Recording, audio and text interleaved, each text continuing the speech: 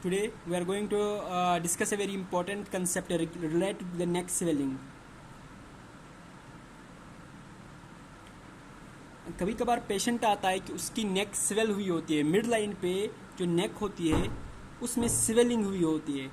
अब हम वो डिस्कस करेंगे कि ये स्वेलिंग हम बाहर से कैसे डायग्नोज कर सकते हैं, कैसे डिफ्रेंशिएट कर सकते हैं कि ये स्वेलिंग क्योंकि हमारे नेक में एक थायराइड ग्लैंड होता है, कि हम कैसे डिफरेंशिएट करेंगे ये स्वेलिंग थायराइड ग्लैंड की वजह से मत है या कोई भी सिस्ट मत प्रेजेंट होता है, सिस्ट की वजह से भी स्वेलिंग हो सकती है.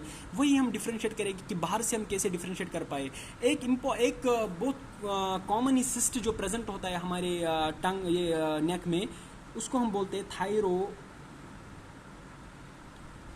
ग्लोसल डक्ट सिस्ट. एक डक्ट प्रेजेंट होता है हमारे नेक में जिसको हम बोलते हैं थायरोग्लोसल डक्ट. ये क्या होता है, ये हमारी टंग मानो और यहाँ पे हमारा थायराइड ग्लैंड, ये टंग मान लो. थायराइड टंग में एक स्ट्रक्चर होता है जिसको हम बोलते हैं फोरामेन सीकम. ठीक है, वहाँ से अराइज होता है एक duct up to the thyroid gland. इसको हम बोलते हैं इस डक्ट को thyroglossal duct. Thyroglossal duct. Thyro means thyroid, glossal means tongue and duct means the line. अब अगर यही थायरोग्लोसल डक्ट में कोई भी पैथोलॉजी आए तो ये सिस्ट में कन्वर्ट हो गया, तो ये बड़ी कैविटी प्रोड्यूस करे. यहाँ पे इस डक्ट में एक कैविटी बन जाए और उसमें फ्लूइड क्रिएट हो जाए, तो हम इसको सिस्ट बोलते हैं, थायरोग्लोसल डक्ट सिस्ट. तो इस थायरोग्लोसल डक्ट सिस्ट में हमारे नेक में बल्जिंग हो जाती है, स्वेलिंग हो जाती है. वही हम कैसे डिफरेंशिएट करेंगे कि ये बल्ज जो हो गई हमारी नेक, ये इस थायरोग्लोसल डक्ट सिस्ट की वजह से है या थायराइड ग्लैंड की वजह से है. ठीक है, यही हम डिफरेंशिएट करेंगे. ये हम कैसे डिफरेंशिएट करते हैं, इंपॉर्टेंट है. किससे करेंगे, इसी से मूवमेंट ऑफ स्वेलिंग से. जो बाहर की तरह हमें नेक में स्वेलिंग दिखती है, उसी स्वेलिंग से हम डिफरेंशिएट करेंगे कि पेशेंट को थायराइड ग्लैंड में प्रॉब्लम हुई है, ये स्वेलिंग जो थायराइड ग्लैंड की वजह से है, या सिस्ट प्रोड्यूस हुआ है, या अंदर सिस्ट प्रोड्यूस हुआ है, या थायराइड ग्लैंड में ही कोई प्रॉब्लम है जिसकी वजह से स्वेलिंग हुई है. ये हम बाहर से देख सकते. कैसे, जो स्वेलिंग है बाहर से दिखती है उसके मूवमेंट से. देखो, अगर जो स्वेलिंग है उसने मूवमेंट दिखाया एट द टाइम ऑफ डिग्लिटेशन, कोई भी चीज़ खाने के वक्त या पीने के वक्त उसने भी मूवमेंट दिखाई हमारे नेक पे, और plus eight the time of protrusion of tongue,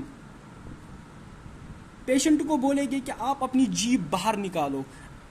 अगर उस वक्त भी उस स्वेलिंग ने मूवमेंट दिखाया, उसने ऊपर नीचे किया, स्वेलिंग जो नेक में है वो ऊपर नीचे गई, आपने कुछ खाया, इसने मूवमेंट दिखाया, आपको हम बोलेंगे पेशेंट को कि जीभ बाहर निकालो, तो उस वक्त भी इसने मूवमेंट दिखाया. अगर डिग्लिटेशन के वक्त भी मूवमेंट दिखाया और प्रोट्रूजन ऑफ टंग के वक्त भी मूवमेंट दिखाया, तो ये मान के चलो जो ये स्वेलिंग होगी ये सिस्ट की वजह से होगी.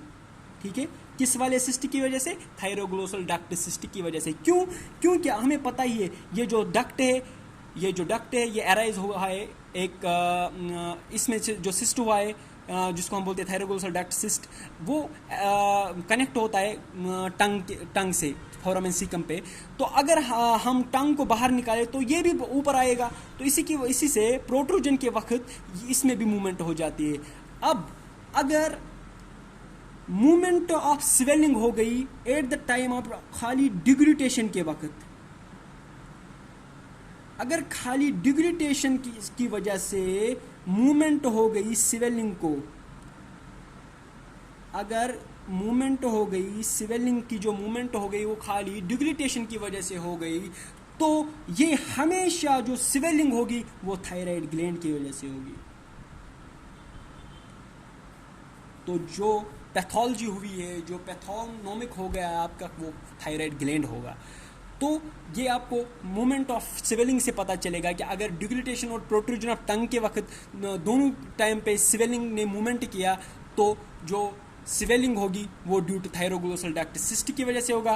और अगर मूवमेंट दिखाया खाली thyro at the time of deglutition के वक्त और प्रोट्रूजन ऑफ टंग के वक्त नहीं दिखाया, तो वो थायराइड ग्लैंड की स्वेलिंग होगी। ठीक है, होप आपको ये क्लियर हुआ होगा। Thank you.